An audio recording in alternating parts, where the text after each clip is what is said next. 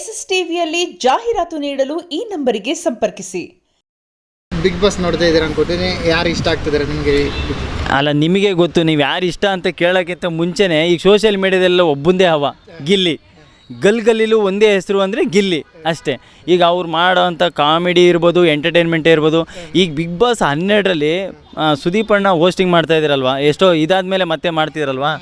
ಈ ಗಿಲ್ಲಿಗೋಸ್ಕರನೇ ಬಂದರೆ ಅನ್ನಿಸ್ತಾ ಇದೆ. ಯಾಕೆಂದರೆ ಖುಷಿ ಆಗ್ತಾಯಿದೆ. ದೇವಣೆ ಅಷ್ಟು ಗಿಲ್ಲಿ ಎಲ್ಲದರಲ್ಲೂ ಎಲ್ಲ ಕಡೆ, ಯಾಕೆಂದರೆ ಡೆವಿಲರು ಮಾಡಿದ್ದಾರೆ ಅಲ್ವಾ. ಅವ್ರ ಕ್ರೇಜ್ ಹೆಂಗಿದೆ ಅಂದರೆ ಈ ಬಿಗ್ ಬಾಸ್ ಪ್ರತಿಯೊಬ್ಬರು ಒಬ್ಬ ಕಾಮನ್ ಪೀಪಲಿಂದ ಹಿಡಿದು ಒಬ್ಬ ಮಿಡಲ್ ಕ್ಲಾಸ್ ಹುಡುಗನೂ ಸಹಿತ ಒಂದು ಮಿಡಲ್ ಕ್ಲಾಸ್ ಮನೆತನದ ಎಲ್ಲ ಇಷ್ಟಪಡೋರು ಅಂದರೆ ಗಿಲ್ಲಿನೇ. ಅಂದರೆ ಎಷ್ಟು ಚೆನ್ನಾಗಿ ಎಂಟರ್ಟೈನ್ಮೆಂಟ್ ಮಾಡ್ತವ್ರೆ.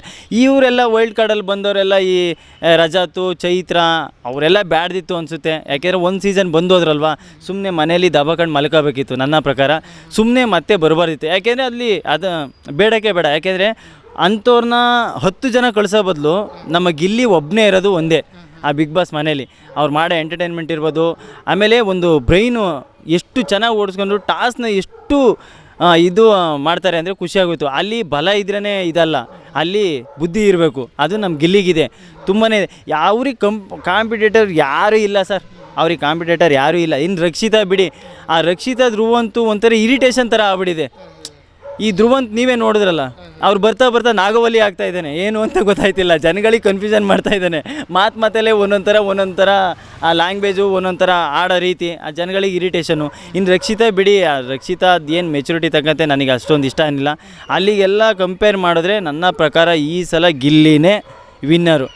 ಇನ್ನು ಹುಡುಗಿರಲ್ಲಿ ಒಂದು ಕ್ರಶ್ ಇದೆ, ಅದು ಕಾವ್ಯ ಹೇಳೋಕ್ಕಾಗಲ್ಲ ಹೇಗೆ ಅಂತ. ಬಟ್ ಇವರು ರಜಾತು, ಚೈತ್ರ ಬೇಡಪ್ಪ, ಇವರೆಲ್ಲ ಬಾಯಿ ಬಡುಕ್ತಿರು ಸುಮ್ಮನೆ. ಅದು ಏನು TRP, ಅವರಿಂದ ಏನು TRP ಅಲ್ಲ, ಗಿಲ್ಲಿಯಿಂದನೇ TRP. ನಾನು ಹೇಳ್ತಾ ಇರೋದು ಗಿಲ್ಲಿಯಿಂದನೇ TRP. ಬಿಗ್ ಬಾಸ್ 12 ನೋಡೋರು ಇವಾಗ ಇನ್ ಕೇಸ್ ಎಲ್ಲರೂ ಗಿಲ್ಲಿ ಆಚೆ ಬರಲ್ಲ ಕನ್ಸ್ಮನ್ಸಲ್ಲೂ ತಿಳ್ಕೋಬೇಕು. ಗಿಲ್ಲಿ ಆಚೆ ಬಂದ ಅಂದರೆ ಲೆಕ್ಕ ಹಿಡ್ಕೊಳ್ಳಿ, ಬಿಗ್ ಬಾಸ್ 12 ವೈಂಡ್ ಅಪ್ ಆಗೋದ್ರಲ್ಲಿ ನೋ ಡೌಟು. ಚೈತ್ರ ಮತ್ತು ರಜತ್ ಆಲ್ರೆಡಿ ನೋಡಿದ್ದೇ ನೋಡೋದು. ಅದು ಏನಿದೆ ಅಲ್ವಾ, ಅದೇ ಮಾತು, ಅದೇ ಕಿರಿಕಿರಿ, ಅದೇ ಕಿರ್ಚೋದು. ಜನಗಳು ಯಾರು ಇಷ್ಟಪಡಲ್ಲ. ಹೊಸ ಕಂಟೆಂಟು, ಹೊಸ ಕಂಟೆಸ್ಟೆಂಟ್ಗಳನ್ನ ನೋಡ್ತಾರೆ ಜನ ಅಲ್ವಾ. ಅದು ಗಿಲ್ಲಿಲಿದೆ. ಅವ್ನು ಮಾಡೋ ಟೈಮಿಂಗು, ಕಾಮಿಡಿ, ಅದು ಒಂಚೂರು ಏನೋ ಒಂದು ಇರಿಟೇಟ್ ಅನಿಸಿದ್ರು ಆ ಇರಿಟೇಟಲ್ಲಿ ಒಂದು ನಲಿವುಗಳನ್ನ ಹಂಗೆ ಸುಧಾರಣೆ ಮಾಡೋದಕ್ಕೆ ಒಂದು ಒಳ್ಳೆ ಟ್ಯಾಬ್ಲೆಟು. ಹೌದಾ ಇಲ್ವೇಳಿ? ಮನೆ ಮಕ್ಕಳು ಎಲ್ಲ ಚಿಕ್ಕ ಮಕ್ಕಳಿಂದ ಹಿಡಿದು ಎಲ್ಲ ಇಷ್ಟಪಡ್ತಾರೆ ಅಂದರೆ ಗಿಲ್ಲಿ ಎಷ್ಟು ಇಂಪ್ಯಾಕ್ಟ್ ಆಗಿರ್ಬೋದು ಅಲ್ವಾ. ಯಾರು ತುಂಬ ಫೇಕ್ ಅಂತ ಅನಿಸ್ತಾರೆ? ನಾಟಕ ಮಾಡ್ಕೊಂಡು ಮುಖವಾಡ ಇದೆ ಅಂದರೆ ಯಾರು ಅನ್ಸುತ್ತೆ ನಿಮ್ಮ ಪ್ರಕಾರ? ಅದು ನನ್ನ ಪ್ರಕಾರ ಇವಾಗ ಹೆಂಗೆ ಅಂದರೆ, ಇವಾಗ ರಜಾತ್ ಅವರು ಇವಾಗ ಗಿಲ್ಲಿ ಇರೋದ್ರಿಂದನೇ ಅವ್ರ ಜೊತೆನೇ ತುಂಬ ಫ್ರೆಂಡ್ಶಿಪ್ ಇದು ಮೂವ್ ಮಾಡ್ತಿದ್ದವ್ರೆ. ಆಮೇಲೆ ಅದು ಬಿಟ್ಟು ಇವಾಗ ಕಾವ್ಯ, ಇವಾಗ ನನಗೆ ಒಂದು ಇಷ್ಟ ಕಾವ್ಯ ಅಂತ ಹೇಳಿದ್ರು ಈ ಕಾವ್ಯನೂ ಊಸರೊಳ್ಳಿ ಆಗ್ಬೋದು, ಹೇಳೋಕ್ಕಾಗಲ್ಲ.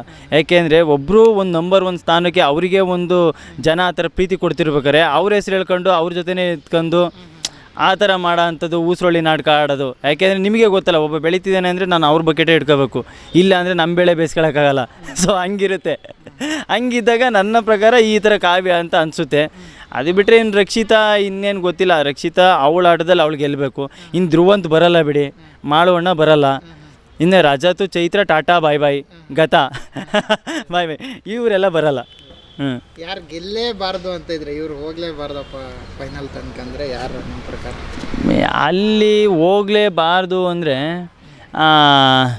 ಇವರಿದಾರಲ್ಲ, ಯಾರು ಧ್ರುವಂತ್ ಅಂತೂ ಬೇಡಕ್ಕೆ ಬೇಡ ಬಿಡಿ, ಅವನು ಕಂಟೆಸ್ಟೆಂಟೇ ಅಲ್ಲ ನನ್ನ ಪ್ರಕಾರ. ಅದು ಇಷ್ಟನೂ ಆಗಲಿಲ್ಲಪ್ಪ ನಾನು. ಆಮೇಲೆ ಅದು ಬಿಟ್ಟರೆ ಮಾಳುವಣ್ಣ ಏನು ಅಂತ ಏನು ಕಾಂಪಿಟೇಟರ್ ಅಲ್ಲ. ಅದು ಬಿಟ್ಟರೆ ಅವಳು ಕಳ್ಳಪಟ್ಟಿ ಅಂತಿರ್ತಾನಲ್ಲ ನಮ್ಮ ಸ್ಪಂದನ ಏನು ಅಂತ ಏನು ಇದಿಲ್ಲ. ಇಂಥವ್ರು ಬೇಡ. ಈ ಫೈನಲ್ ಟಾಪ್ 3 ಅಂದರೆ ನನ್ನ ಪ್ರಕಾರ ಗಿಲ್ಲಿ. ಅದು ಬಿಟ್ಟರೆ ನಮ್ಮ ರಘುವಣ್ಣ ಇರ್ಬೋದು. ರಘುವಣ್ಣ ನಮ್ಮ ಸಕಲೇಶ್ಪುರದವ್ರು, ನಾನು ಖುಷಿಯಾಗಿ ಹೇಳ್ತೀನಿ. ಅದು ಬಿಟ್ಟರೆ ಬಂದರೆ ಅದೇ ನಮ್ಮ ಕಾವ್ಯ ಬರಬೇಕು. SS TV ಸಿನಿಮಾ ಜಗತ್ತಿನ ಕ್ಷಣ ಕ್ಷಣದ ಸುದ್ದಿಯೊಂದಿಗೆ.